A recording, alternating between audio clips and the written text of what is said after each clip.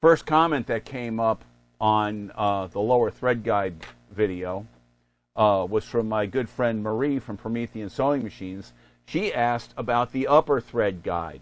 Well, I wasn't sure if 80,000s would work on that, so I got a mic out and my micrometer, and I made a measurement on an upper guide, and it turns out to be 64,000s.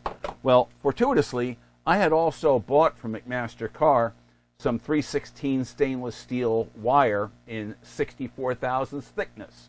I had bought this along with some 102,000s when I bought the 80,000s because I wasn't exactly sure which one was going to work the best. Well, it turns out this works just fine to make an upper thread guide. I fabricated this one that still needs to be trimmed for final size, but I made the bends on this one in just a matter of like 2 or 3 minutes. So in answer to your question, Marie, yeah, we can make these with 64,000s wire. It's real easy to do, and then it's just a matter of trimming the appropriate, after you make the initial bends, trimming it to whatever lengths the various legs need to be, and rounding off the edges and polishing them so that nothing's going to catch on the thread. But yeah, in answer to your question, we can do it. 64,000s wire is the key.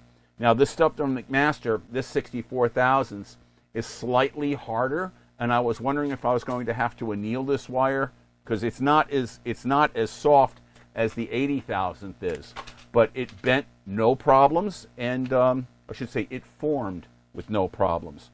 So yeah, that's a problem with a solution.